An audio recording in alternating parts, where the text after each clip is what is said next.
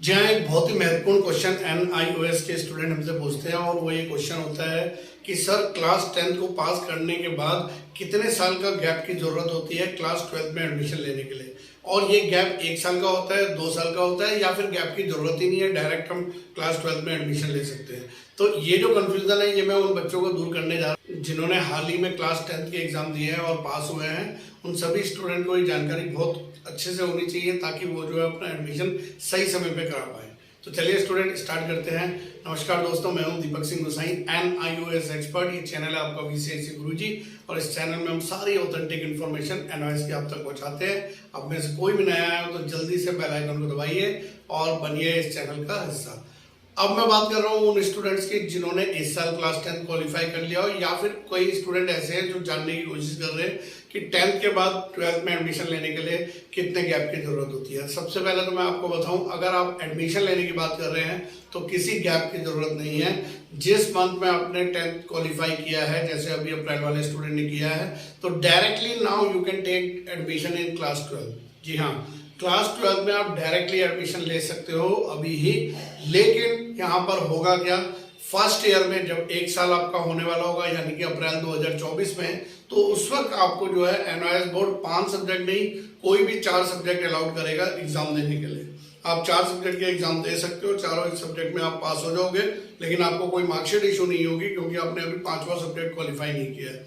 वो 5वां सब्जेक्ट आपका जो है 1 साल बाद, और यानी कि 1 साल का गैप होने के बाद, यानी कि जो स्टूडेंट 2023 में क्लास 10 क्वालिफाई कर रहा है तो 2024 में वो 4 सब्जेक्ट के एग्जाम दे सकता है और फिर 2025 में वो 1 सब्जेक्ट के एग्जाम देकर अपनी क्लास 12 को क्वालिफाई कर सकता है। टाइम पीरियड यहाँ पे 2 साल ही लगेगा, यानी कि 1 साल का गैप होना जरूरी है यहाँ पर पास करने के लिए, एडमिशन लेने के लिए नहीं, पास करने के लिए। तो पास करने के लिए 1 साल का बीच में गैप होना जरूरी है। तो यानी कि अगर हम बताएं आपको और अपनी सजेशन दें, एडवाइस दें और हमारे हिसाब से अगर आप चले, तो हम बोलते हैं 10th क्वालिफाई करने के बाद डायरेक्ट आप क्लास 12 में जल्दी से एडमिशन ले लीजिए और जो भी आपका फर्स्ट ईयर में एग्जाम आ रहा है उसमें मात्र 3 एग्जाम दे दीजिए कोई भी, और वो 3 एग्जाम डिफिकल्ट होने चाहिए आपके जो भी सब्जेक्ट्स हो। उन डिफिकल्ट एग्जाम देने से आपको प्रॉफिट ये मिल जाएगा, आपको सिर्फ 3 ही सब्जेक्ट में फोकस करना पड़ेगा पहले साल में, और अगर आप तीनों में क्वालिफाई कर जाते हैं तो अगले साल में आपको सिर्फ 2 ही एग्जाम देने पड़ेंगे। यानी 2 साल में आपकी 12th हो रही है, लेकिन फीस भी आपकी सेम उतनी ही रहेगी और सब्जेक्ट भी आपके 5 ही रहेंगे। 3 आप फर्स्ट ईयर में पास करोगे और 2 आप सेकेंड ईयर में। मान लीजिए फर्स्ट ईयर में जब आप 3 एग्जाम देने जाते हैं तो उसमें से किसी 1 या 2 सब्जेक्ट में फेल हो जाते हैं, तो आपको 1 साल बाद नहीं, 6 महीने बाद ही, यानी कि अक्टूबर में आप दोबारा एग्जाम दे सकते हैं उन 2 सब्जेक्ट का, उनको वही क्वालिफाई कर सकते हैं और फिर उसके बाद जो भी लास्ट ईयर होगा आपका अप्रैल 2025, तब उसमें जो है आप अपने बचे हुए सब्जेक्ट के एग्जाम देकर क्वालिफाई कर सकते हैं। तो यानी कि जो कंफ्यूजन आपका है, सबसे पहले तो ये सुन लीजिए, एडमिशन डायरेक्ट हो जाता है क्लास 10 को क्वालिफाई करने के बाद, डायरेक्ट आप 12th में जा सकते हैं। दूसरा, 12th में एडमिशन लेने के बाद फर्स्ट ईयर में आप सिर्फ 3 ही एग्जाम दीजिए या फिर 4 एग्जाम तक आप दे सकते हो, 1 सब्जेक्ट आपको छोड़ना पड़ेगा। वो 1 सब्जेक्ट आप नेक्स्ट ईयर में क्वालिफाई करोगे और इस तरीके से 2 साल में आपकी क्लास 12 क्वालिफाई हो जाएगी।